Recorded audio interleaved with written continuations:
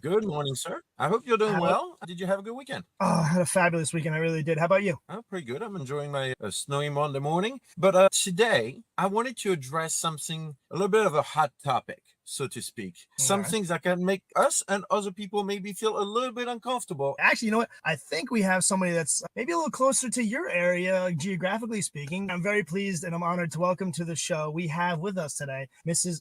Marianne Corrigan, and she is the district manager for Madison Parke Management. Welcome to the show, Marianne. Thank you so much for being here with us. Can you tell us and our audience a little bit about yourself and what you do over at Madison Parke, please? Sure. Thank you for having me. Hello, David and Steve. So Good I'm to so see you. glad to be here. I am a district manager for Madison Park. I've been in property management for about 25 years. We're in the city of Philadelphia. Our office is in Old City. We manage over 100 properties in the city and then surrounding areas of Philadelphia. And we are property management for community associations as well as multifamily. I've been with Madison Park for about 5 years now, and Ian Wilson is the president of the company. We have a sister company, TCS, that does individual unit management, and KW Philadelphia as well. So All right. And TCS stands for? the condo shop, which I love the sells name. condominiums. Yeah. Now, you said you've been in property management for 25 years. How did it all get started? Where did you start? How did it go? Well, I started in accounting actually and moved up to assistant controller well, first it was a mortgage company. Then I moved over to property management as an assistant controller. And I was answering the phones, and the president at the time decided that I was very good on the phone with the homeowners and mentored me into management. Excellent. Well, that's really cool. Now, the hot topic I wanted to bring up today is a little bit about vendor management. You and I had some conversations recently, and I thought it would be a good topic. So, Steve, can you get us on the way? Well, I tell you, we ask a lot of questions of our guests, and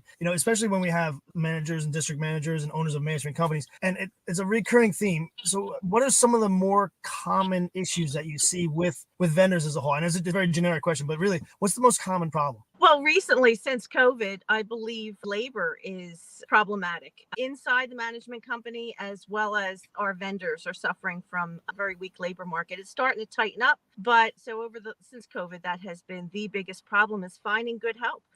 For instance, was having trash chutes cleaned, and also the garage door vendor that I use, that completely lost their whole staff and had to start over again and train. So it's tough.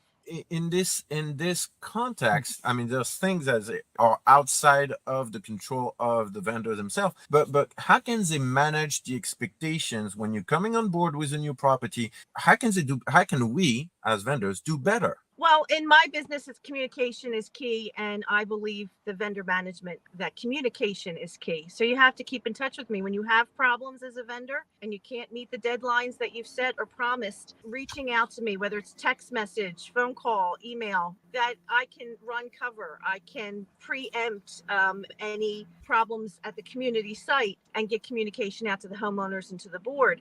But if I don't know what's going on, it makes everybody look bad. Vendor management is so important to managers because I don't shovel snow, but I have to get the snow shoveled. So, Marianne, communication is key to managing the expectations. Now, as far as the vendors are concerned, do you have any advice for what maybe like the first step or who they should contact first whenever there's an issue with the vendor? Is there like a step one, jump off point? Well, I would say contact information to make it easy for the managers. Often I start with a phone call or an email to the receptionist, and then I get passed off to a salesman. And then I've talked to 3 or 4 different people with the vendors in their office before I ever see the tech to get the work done. And so then who am I contacting now? Now I have a chain of like 5 different people on there. So if there was just one direct contact from beginning to end of project would be excellent. So That's a good point. So if you have a breakdown or a lack of communication, the impact would be just a delay in the process, right? That would actually just set you guys back wholly, pretty much. Absolutely. It slows down the bidding process, receiving the bid, all the way to payment and getting the payment to them on time, which I want to do when vendors done a good job. And how does it impact you, like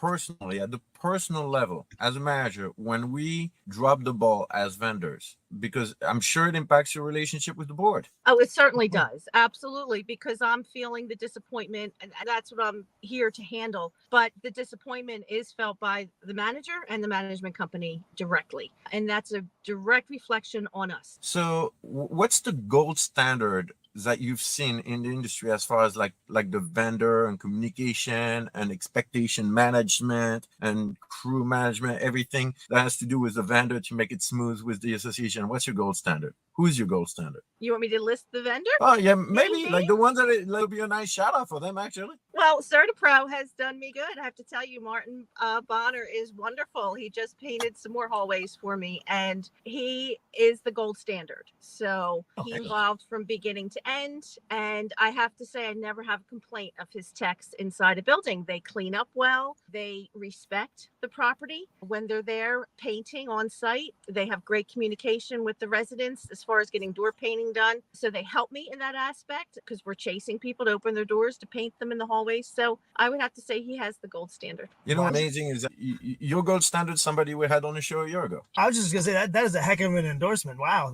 that's I'm impressed. Well, you just gave us the gold standard from CertaPro. Now, what I'm not going to ask you the name of the worst vendor, but how do you handle poor performing vendors? Like how do you even can try to salvage the situation? What's your process as a 25-year veteran in the industry? Well, I start with email, but I usually end up the old-fashioned way on the telephone, talking with the tech directly, talking with the manager. I think with roofers, where I tell them I want your girlfriend's number, I want your wife's number, and I want your mother's phone number before we start a project, so I can get somebody on the phone when need be. It makes them laugh, so I use humor a lot. I'm very open about how I'm feeling and how the customer is feeling, negative, positive, all around. Okay, so I have kind of a touchy question here. So because nobody wants to quote unquote fire somebody or terminate a contract or let a relationship go with the vendor, but sometimes it's just necessary. So do you have any advice for managers or boards on how to tackle that sometimes uncomfortable conversation? Well, yes, I suppose so. You have to do it. You can't not do it. And you always leave the door open for improvement later on down the road, or,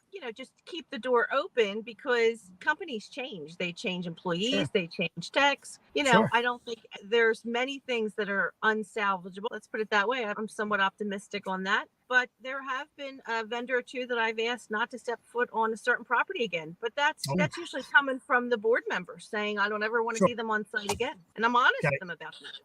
So thank you very much for being a reference in the industry. If you are not connected with Marianne, please do so immediately. And we will see you all next week in the next episode of Community Association Car Chat. See you around.